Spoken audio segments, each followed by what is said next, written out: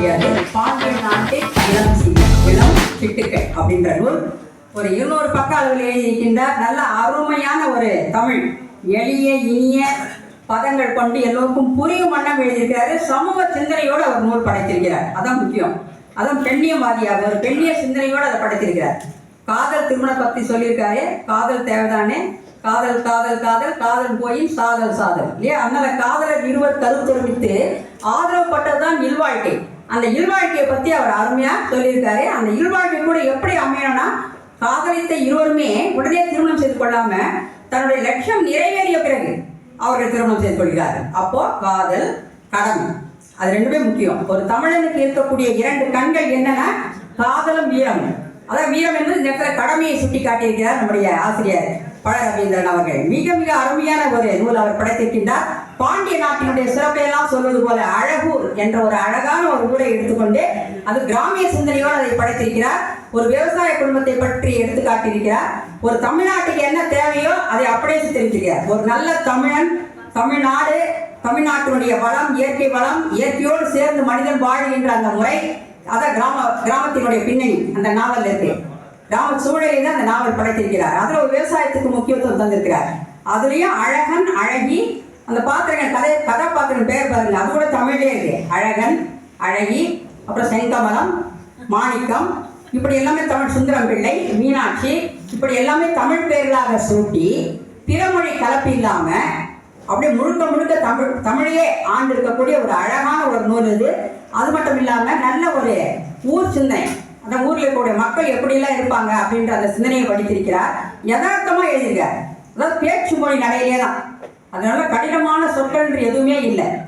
இலக்கிய நடைன்ற கூட எதுவுமே இல்லை. அதான் சொந்த நம்ம எப்படி உரையாடுவோமோ அதே போல எல்லோருக்கும் புரியும் வண்ணம் எழுதியிருக்கார். அதான் முக்கியம்.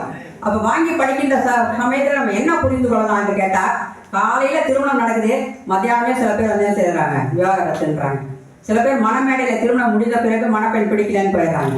ஆனால் அந்த மாதிரியெல்லாம் வாழ்க்கை வாழாமல் ஒருவனை தேர்ந்தெடுத்து வாழ்கிறோம் என்று சொன்னால் உள்ளம் இருவரும் ஒருமித்து ஒன்றுபட்ட உள்ளத்தோடு திருமணம் செய்து கொள்ள, காத்திருந்து கூட திருமணம் செய்து கொள்ளலாம். ஆனால் ஒருவரை புரிந்து கொண்டு மனம் செய்து கொள்ள வேண்டும் அப்படின்ற ஒன்று. இன்னொன்று என்ன கேட்டீங்கன்னா, ஒரு பழகின்ற சமயத்துல அவர் நல்லவராக இருக்கலாம், வெளித்தோற்றத்துக்காகவும் பணத்துக்காகவோ புகழுக்காகவோ ஒருவனை விரும்பிவிட்டு இடையில் அவனை வேண்டாம் அப்படின்னு நிராகரித்து விட்டு வேறொருவரை திருமணம் செய்து கொள்வது, அதுவும் மிகப்பெரிய தவறு. அந்த காட்சியும் 2வது காட்சியாக அவர் படித்திருக்கிறார். செங்கமலம் அப்படின்ற ஒரு கதாபாத்திரம். அதுபோல இப்ப 2 காட்சியில் அவர் சித்தரிக்கிறார். அப்போ ஒரு பெண் என்பவன் ஒருவனை தேர்ந்தெடுக்கிறார் அப்படின்னு சொன்னா, அந்த தேர்ந்தெடுக்கின்ற பொழுது அவள் சிந்தித்து பார்த்து தன்னுடைய வாழ்க்கை துணையை தேர்ந்தெடுக்க வேண்டும். அது மட்டும் இல்ல, இந்த புத்தகத்துல வந்து திருக்குறளை அவர் கையாண்டிருக்கார். ஒரு தமிழன், தமிழ் நூல், தமிழ் இலக்கிய படைப்பு என்று சொன்னால் கட்டாயம் திருக்குறளை ஆண்டிருக்க வேண்டும். அந்த திருக்குறளை இந்த புத்தகத்துல கற்க கசடர கற்பவை கற்றப்பின் நிற்க அழுத்து தகை அப்படின்ற குரட்பாவை எடுத்துக்காட்டி குரட்பா சிந்தனையை நாம் பெற்றுக்கொள்ள வேண்டும். அதுபோல் அந்த சிந்தனையை அவர் படித்திருக்கிறார் இந்த நூல்ல. அப்ப பாருங்க, ஒரு இலக்கிய படைப்பு நிறைந்ததாக இந்த நூல் விளங்குகிறது. இலக்கிய படைப்பு, எழுத்தாளனுடைய சிந்தனை, அதே சமயத்துல அவர் எந்த விதமான கதையில் ஒவ்வொரு பக்கமும் பார்க்கின்ற பொழுதும் தெரியுது அது சமூகத்துக்கு தான் இந்த நூல் பயன்பட வேண்டும், தமக்கு இல்லை. அதை பொழுதுபோக்கு சித்திரம் இல்லை. பொழுதுபோக்குக்காக படிப்பது இல்லாம நல்ல ஒரு உணர்வை பெற வேண்டும். தமிழன் என்ற ஒரு உணர்வை பெற வேண்டும். உணவு கூட சொல்றாரு, தமிழன் உணவு தான் சொல்றாரு. ஒரு விருந்து உபசரிக்கிறாங்க, அந்த கதாநாயகி விருந்து உபசரிக்கிறார். என்ன உணவு தெரியுங்களா? சாம்பார், இட்லி, அப்புறம் பருப்பு பொடி, எலுமிச்சை சாதம், இப்படி ஒரு தமிழர்கள் உண்ணக்கூடிய அந்த உணவு தான். வடநாட்டு பாணியெல்லாம் இல்லை, எல்லாம் தமிழர் உணவு தான். ஒரு வரவேற்கின்ற அந்த முறை, எப்படி நீதாக வரவேற்க வேண்டும், எப்படி உரையாட வேண்டும், பெண்களுக்கு இருக்க வேண்டிய அந்த நல்ல ஒழுக்கத்தை அவர் காட்டுகிறார். ஒழுக்கத்தோடு இருக்கக்கூடிய பெண் கட்டாயம் வாழ்க்கையில வெற்றி பெற முடியும், சாதிக்க முடியும். அந்த சாதனை படைக்க வேண்டும் என்றால் ஒரு பெண் கட்டாயம் ஒழுக்கமுடையவளாக இருக்க வேண்டும். அதுக்கு என்ன சொல்ற, ஒரு தலைப்பே கொடுத்திருக்கார், நல்ல எண்ணங்கள் ஒரு பெண்ணை உருவாக்கும், சிந்தனையோடு இருக்கின்ற ஒரு பெண் உயர்ந்த இடத்தை பெறுவாள் அப்படின்ற மாதிரி ஒரு தலைப்பை கொடுத்திருக்காரு. அப்போ பெண்ணியத்தை பற்றி போற்றுகிறார். பெண்ணை போற்றப்படுகிறது இந்த நூல்னா கட்டாயம் வெற்றி தான். பெண்ணே சக்தி, ஏன் அதான் பெண்ணை போற்றப்படுகிறது. பாரதியாரையும் சுட்டி காட்டுகிறார், பாவேந்தர் கருத்தையும் சுட்டி காட்டியிருக்கிறார். இருவேறு கவிஞர்களுடைய கருத்துக்கள் இங்கு முழுமையாக ஆளப்பட்டு மிக பெரியதொரு நல்லதொரு இலக்கியமாக அவர் படைத்திருக்கின்றார். இன்றைய காலகட்டத்துக்கு ஏற்ற எல்லா செய்திகளையும் இதில் சுட்டி காட்டி இருக்கின்றதோட இன்னொரு முக்கியமான சொன்ன கேட்டீங்கன்னா, அவருடைய கட்டுப்பாடு சொல்றார். பெண்களுக்கு கட்டுப்பாடு கொடுக்கணுன்றது அவசியம். அது எப்போ கட்டுப்பாடு தரணும்னு சொன்னீங்கன்னா, வளர்க்கின்ற சமயத்தில் கட்டுப்பாடு தரணும். அதாவது பெண் உரிமையும் பேசுகின்ற சமயத்தில் பெண் விடுதலை தான் பேசுகிறோம். பிள்ளைகளை கட்டுப்பாடோடு வளர்க்கணுன்றது தாய் தந்தையுடைய கடமை, பெற்றோருடைய கடமை. அந்த கட்டுப்பாடு மீறும் பொழுதுதான் அவர்கள் தவறு செய்கிறார்கள். அப்போ வளர்க்கின்ற பொழுது கட்டுப்பாடு தேவை. வளர்ந்த பிறகு அவர்களுக்கு முழு சுதந்திரம் கொடுங்க. தங்களை தாமே ஆளுகின்ற திறமை, நிர்வாகிக்கின்ற பொறுப்பு, ஒரு வாழ்க்கை துணையோடு வாழ்கின்ற அந்த பெருமை, இவையெல்லாம் பெண் அடைவாள். மங்கையராய் பிறப்பதற்கு நல்ல மாதவம் செய்திடல் வேண்டுமான்னு சொன்னாங்க இல்லையா, அதை அவளால் பெற முடியும். எப்போ என்றால் அவள் தன்னுடைய பெண் கல்வியால் தான் அவள் உயர முடியும். அதனால் பெண் கல்வியை பற்றி நிறைய செய்திகள் முதலிருந்து கடைசி வரை, அந்த கதை முடிகின்ற கடைசி கட்டத்தில் கூட அந்த அழகன் அழகியோடு சேருகின்ற போது கூட அந்த பெண் கல்வியால் தான் அவர்கள் இருவருமே உயர்ந்தார்கள். இருவரும் படித்தார்கள், இருவரும் பட்டம் பெற்றார்கள், இருவரும் வாழ்க்கையில் ஒன்றாக இணைந்தார்கள், சாதித்தார்கள். அதான் இது போல இந்த அருமையான நூலை 150 ரூபாய் விலைதான். பக்கங்கள் பாருங்க, கண்களை கவரும் முதல் பக்கமும் இரண்டு பக்கமே அருமையா அமைந்திருக்கிறது. அந்த காட்சி சங்க இலக்கிய காட்சி தான். சங்க இலக்கியத்தில் வரல, யாயும் ஞாயும் யாராகியரோ, எந்தையும் நுந்தையும் எம்முறை கேளீர், யானும் நீயும் எவ்வழி அறிதும், செம்புல பெயர்நீர் போல அன்புடைய நெஞ்சம் தான் கலந்தனவே. அப்படி அன்பு நெஞ்சங்கள் கலந்த அந்த காட்சியை அட்டை படமாக்கி இருக்கிறார்கள். எல்லோரும் வாங்கி பயனடைமுறையாக அன்போடு கேட்டுக்கொண்டு அம்மா ஆதரை அவர்களுக்கு என்னுடைய மனமார்ந்த நன்றியும் வாழ்த்துக்கள். அதிலேயே எனக்கு உடன்பாடில்லை. வாழ்த்துவதற்கு அகவையோ வேறு எந்த குணநலன்களோ இன்றியமையாததல்ல.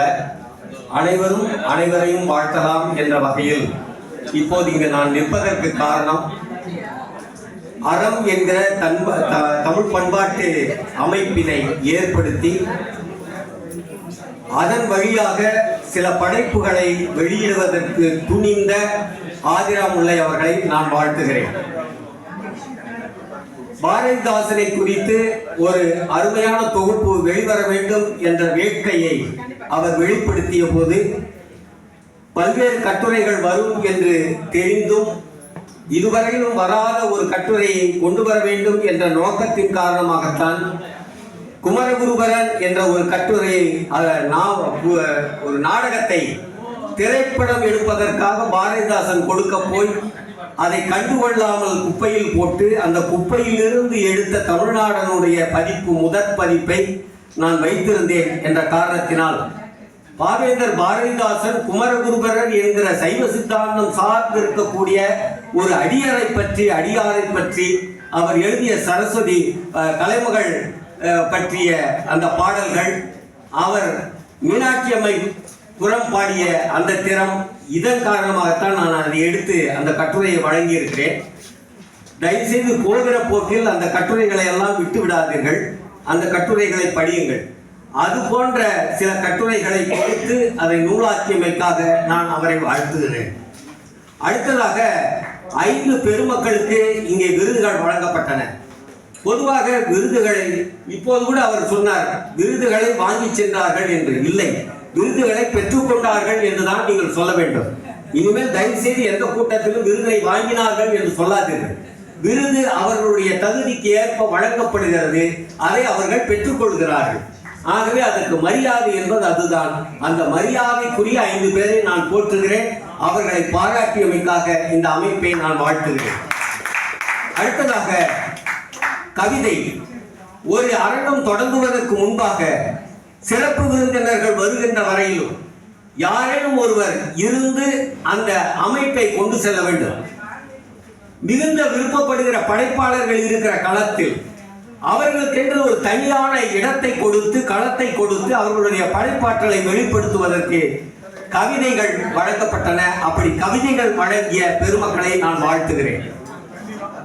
அதையும் கடந்து இந்த அருமையான ஒரு நிகழ்வுக்கு 2 பெருமக்கள், ஒருவர் காவல்துறை தலைமை பொறுப்பில் இருக்கக்கூடிய அம்மையார், இன்னொருவர் அருள்மொழி, எங்களோடு கல்லூரியில் ஒன்றாக பயின்றவர்கள்.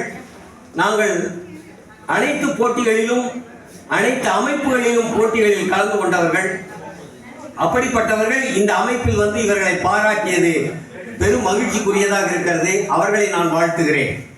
இதற்கெல்லாம் இருந்து கேட்க வேண்டும் என்ற ஒரு நல்ல பண்பாட்டை வளர்த்து கொண்டிருக்கிற உங்களை போன்ற நோக்கர்களை சுவைஞர்களை நான் வாழ்த்துகிறேன்.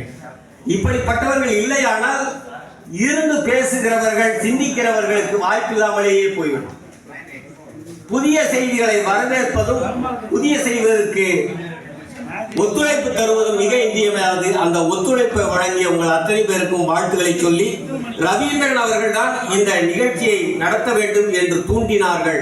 அதன் காரணமாக நான் இந்த அமைப்பை பாவேந்தர் பாரதிதாசனுக்கு சிறப்பு செய்வதைப் போல நான் செய்கிறேன் என்று ஆதிராமலை அவர்கள் குறிப்பிட்டார்கள். ஆகவே அவரையும் நான் வாழ்த்துகிறேன்.